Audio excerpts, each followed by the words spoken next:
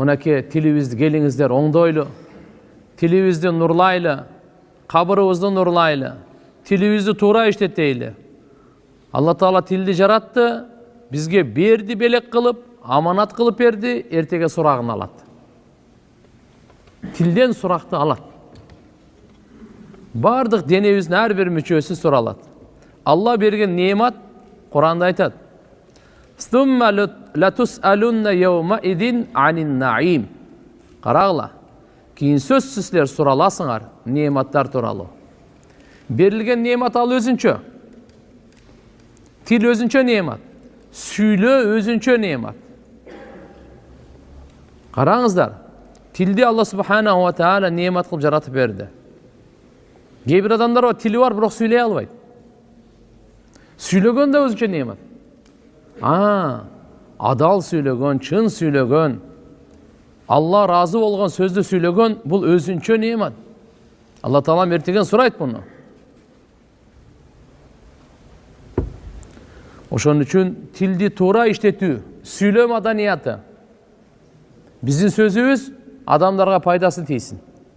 Биздин сөзүбүз адамдардын жүрөгүн ренжитпесин, оорутпасын. Биздин сөзүбүз ахиретибизди курсун. Алланы разы кылсын.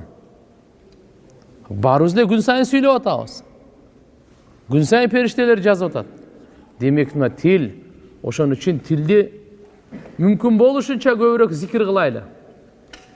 Канчалык көп зикир кылсак, ошончолук мунафыктыктан тазаланабыз.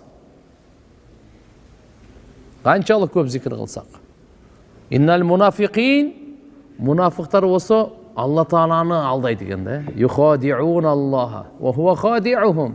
Алла өздөрүн алдаган өздөрүнө салып коет ал. Булар болсо намаз окуса жалкоо дейт. Намаз окуса жалкоо дейт. Амал кылса риякөрлүк кылып кылат, кожо көрсүн кылып.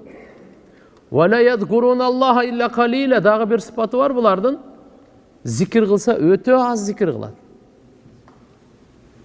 Көп зикир кылса, уламалар айтышкан, ким көп зикир кылса, мунафыктыктан тазаланат деген. Демек тилди Алла Таала мүмкүнчүлүк бергенинче жакшы сөзгө, зикирге көбүрөөк иштетейли. Адат калып келейли. Зикир менен алек кылып койсок, тилибиз арам нерселер менен, ушак менен, бирөөнү сөккөнгө, чагымчылык кылганга, бирөөгө жала жапканга, бирөөнү калп айтканга, ага убактысы жок болуп калат муну. Шайтан алсырап, буга кол сала албай калат. Ошон үчүн пайгамбарыбызга Алла Таала «Я айюхалладина аману зкуруллаха зикран катира» деген аят түшүрдү. Эй имандуулар, силер Алланы көп эстегиле. Көп эстегиле. Эстеген сайын Алла эстейт. Разычылыгы менен эстейт.